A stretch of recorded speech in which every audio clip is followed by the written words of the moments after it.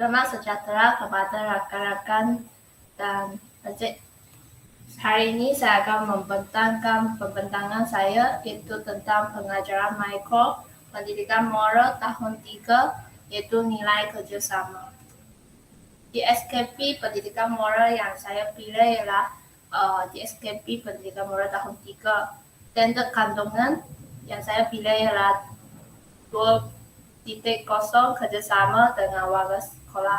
Standard pembelajaran ialah menyenaraikan contoh aktiviti yang dilakukan bersama-sama warga sekolah, menguraikan kepentingan bekerjasama dengan warga sekolah dan mengekspresikan perasaan apabila bekerjasama dengan warga sekolah.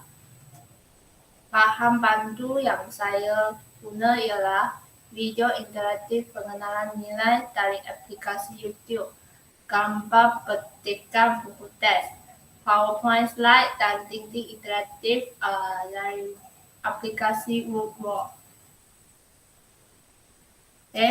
Sekarang saya akan memulakan pengajaran saya.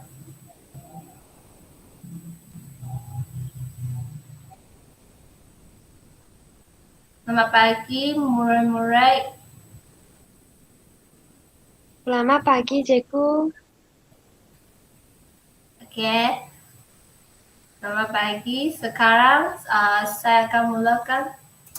Jadi, sila murid-murid buka buku teks pendidikan moral tahun 3, muka surat 89. Sudah buka, Cikgu. Okey. Sekarang murid-murid sila baca petikan gambar yang saya tunjukkan. Boleh nampak tak? Boleh, Cikgu. Okey, terima kasih. Jadi sekarang sila baca. Baca dialog saja ke? Ya. Wah, besarnya kolam ikan ini. Iwan, tolong pakcik susun pasus bunga ini.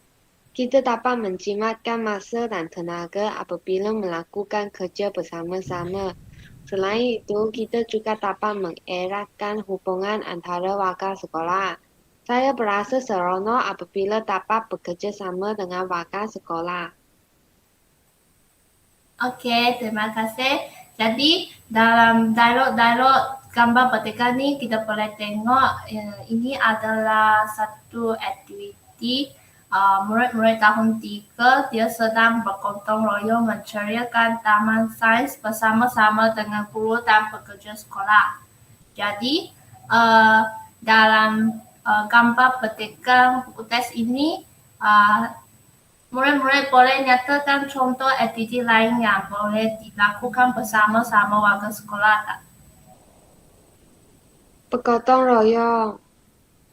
Ya, bergotong royong.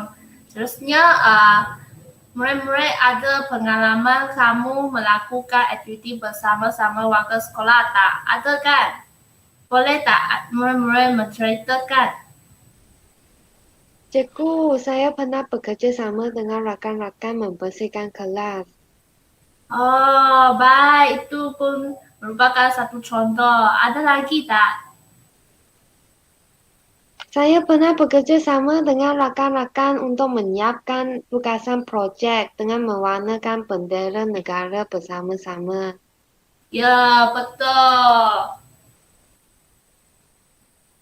Ini adalah contoh-contoh yang sebagai murid boleh bekerja sama di sekolah. Jadi sekarang marilah kita menonton video yang guru sediakan ini. Selamat pagi murid-murid. Dah sedia? Dah, Cikgu. Semua barangnya juga udah ada. Asyik. Ayo. Asyik. Kita mulakan cikgu.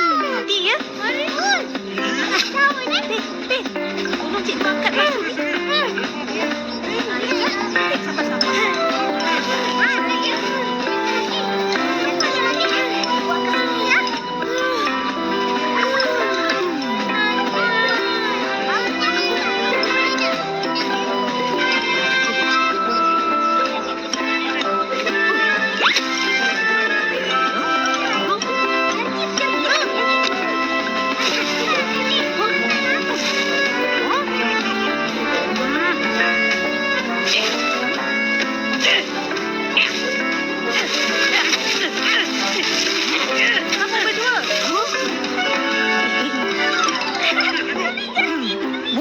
plastiknya.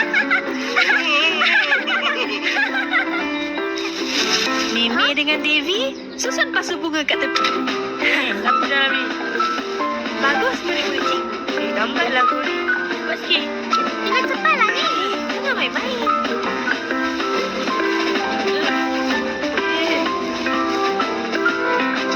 Cantiknya. Wah. Ha, dah siap.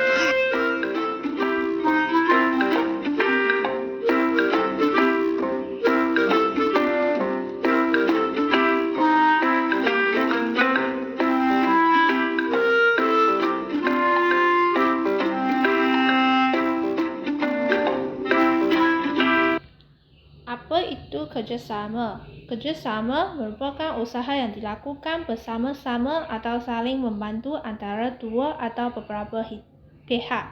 Tadi murid-murid sudah tengok kan? Dalam tu dia terdapat banyak orang untuk bekerjasama untuk menyiapkan sesuatu tugasan.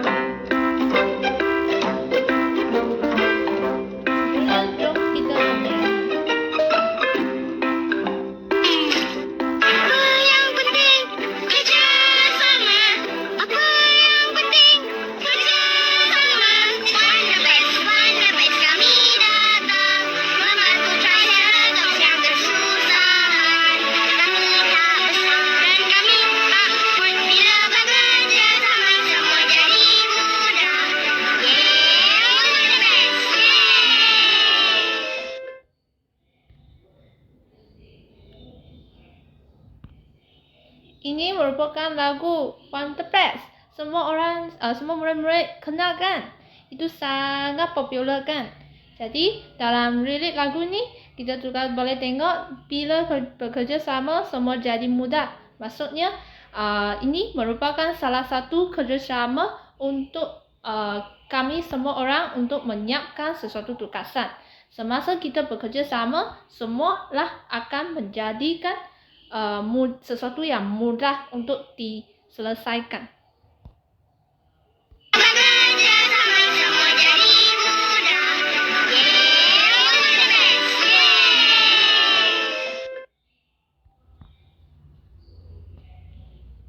Okay, semua murid-murid sudah tonton video yang guru tayangkan tadi kan? Dalam video itu apakah aktiviti yang mereka buat? Boleh murid-murid terangkan? Tak. Apakah aktiviti yang mereka lakukan? bergotong royong. Aktiviti bergotong royong. Bergotong royong untuk buat apa? Untuk membersihkan dan menceriakan kawasan sekolah. Okey, baik. Dan seterusnya orang itu dalam video yang guru tayangkan tu terdapat beberapa orang murid yang murid-murid nampak. Banyak orang. Banyak orang. Okey. Orang tu murid-murid kenal tak? Kenal. Nah, tu siapa? Guru cikgu melatih murid-murid Upin dan Ipin, Mei Mei. Upin dan Ipin. Okey. Seterusnya mereka bekerja sama tak? Kerjasama. Kerjasama ya. Apakah sebab murid-murid berasa mereka bekerja sama? Mereka akhirnya menyiapkan kerja mereka masing-masing dan kawasan sekolah sudah menjadi bersih. Oh, baik. Ada orang tak ada bekerja sama tak?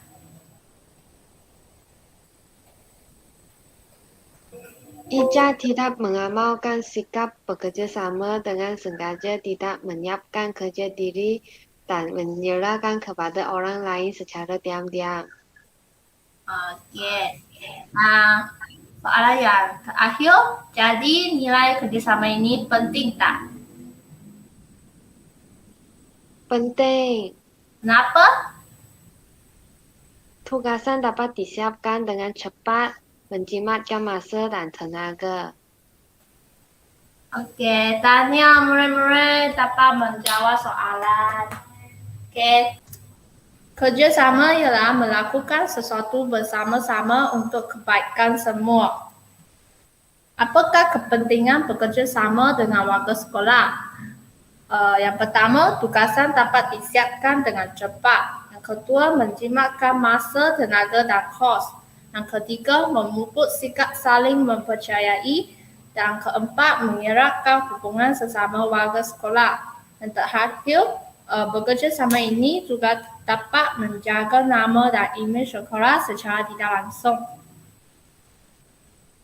Contoh aktiviti kerjasama yang dilakukan murid bersama dengan warga sekolah. Yang pertama, gotong royong membersihkan dan menceriakan kelas. Tadi murid sudah tahu kan?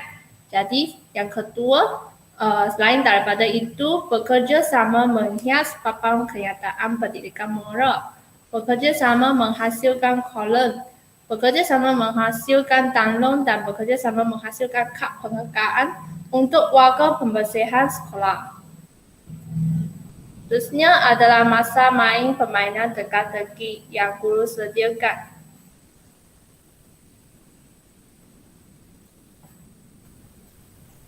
Boleh tengok tak? Boleh, cikgu. Okey. Yang pertama, murid-murid sila jawabkan itu soalan teka-teki yang guru sediakan. Yang pertama, orang yang suka membaca buku. Apa simpulan bahasa yang boleh murid-murid fikir? Buku. Buku?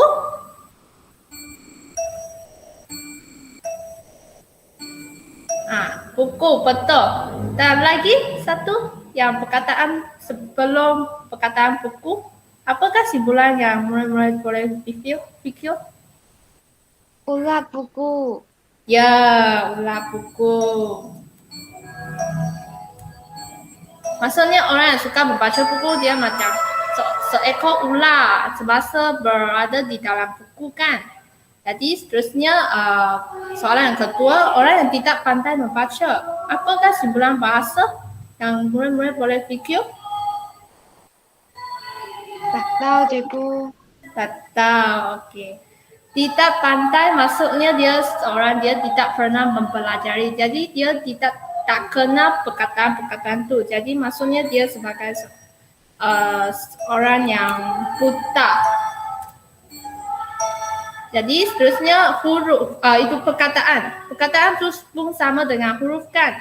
Jadi ini adalah buta huruf. Okay. Seterusnya seorang yang degil. Apakah simpulan bahasa? Fikir. Batu, kepala batu. Kepala batu kan? Okey.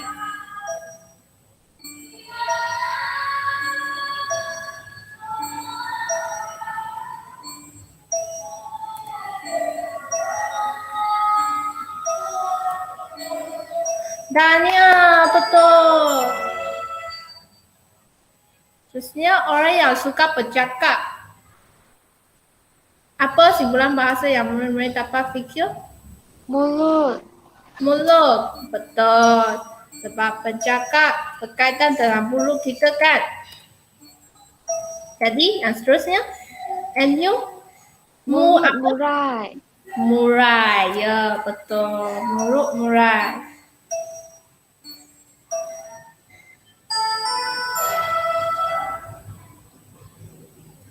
Terusnya orang yang malas mandi. Apakah simpulan bahasa yang murid-murid dapat fikirkan tentang ini?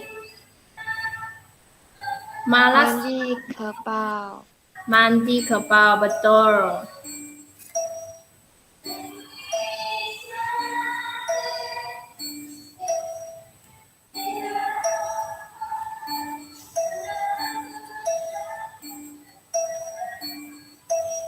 tanya. Terusnya adalah anak saudara. Apakah simpulan bahasa untuk menerangkan maksud anak saudara? Anak. Anak, betul. Mesti ada perkataan anak kan? Jadi seterusnya saudara. Boleh guna perkataan apa untuk gantikan dia? Saudara. Anak buah. Anak buah, betul.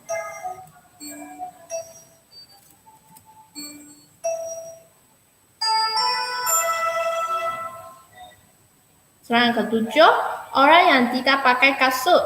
Apakah simpulan bahasa? Kaki.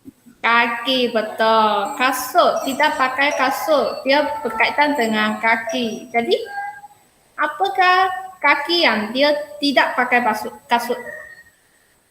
Apa binatang yang tidak pakai kasut? Ayam. Kaki ayam. Ya, betul. Pantainya.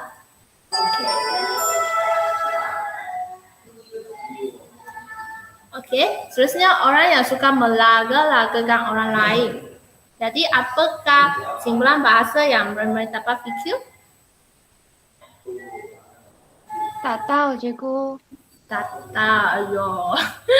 Oke, melaga-lagakan orang lain maksudnya dia seorang yang macam patuh, dia tidak dengan orang lain. Jadi, apa? Batu api. Ya, betul.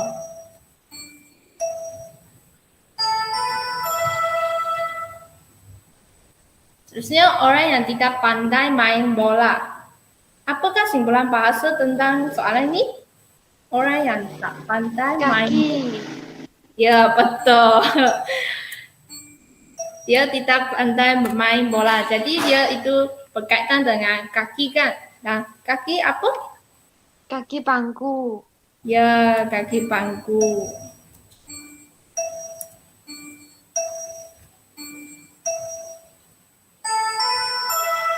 Kaitannya.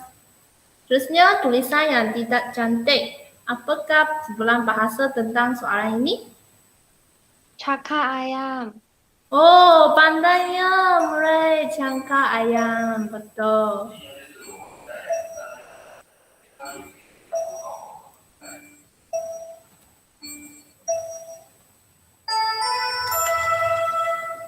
Tanya murid-murid sudah selesai menyiapkan soal permainan teka-teki simpulan bahasa ini. Jadi itulah sahaja daripada pembentangan saya. Sekian, terima kasih.